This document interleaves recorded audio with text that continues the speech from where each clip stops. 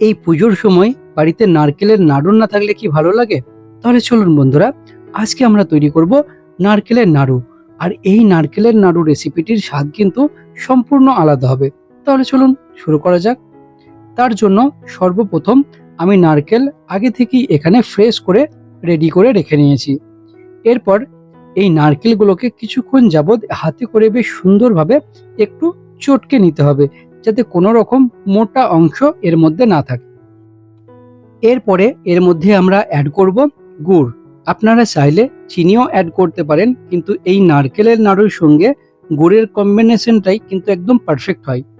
গুড় অ্যাড করা হয়ে গেলে খুব সুন্দরভাবে কিছুক্ষণ যাবৎ মাখিয়ে নিতে হবে, যাতে এই নারকেল এবং গুড় একে অপরের সঙ্গে খুব সুন্দরভাবে মিশে যায়।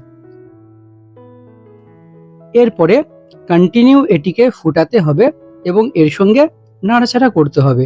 ধীরে ধীরে এর যে নরম ভাবটি আছে সেটি যতক্ষণ না পর্যন্ত শক্তভাবে পরিণত হচ্ছে, ততক্ষণ পর্যন্ত সুন্দরভাবে এইরকমভাবে নাড়াচাড়া করতে হবে।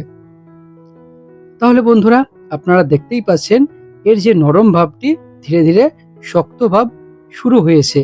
এরপর আমরা এর মধ্যে কিছু ইনগ্রেডিয়েন্টস অ্যাড করছি, যার মধ্যে ঘি থাকছে 1 চামচ পরিমাণ আমরা এর মধ্যে অ্যাড করে নিচ্ছি।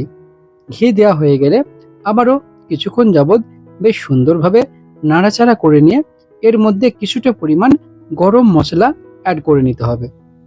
দেওয়া হয়ে গেলে আবারও কিছুক্ষণ বেশ সুন্দরভাবে মাখিয়ে নিতে হবে।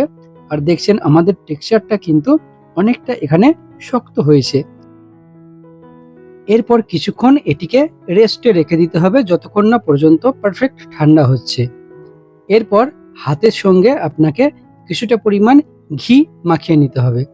ঘি মাখিয়ে নেওয়ার পর এরপরে ঠিক নাড়ুগুলোকে এই রকমভাবে এক এক করে পাকিয়ে নিতে হবে। অবশেষে যদি আপনি হাতেতে ঘি মাখান, তাহলে এই নাড়ুটি পারফেক্ট তৈরি হবে। আর এখানে আমাদের নারকেলের নাড়ুটি কিন্তু খুবই সুন্দর তৈরি হয়েছে, আপনারা দেখতেই পাচ্ছেন। তাহলে চলুন বন্ধুরা, এই পুজোতে আপনারাও বাড়িতে নারকেলের নাড়ু তৈরি করে নিন।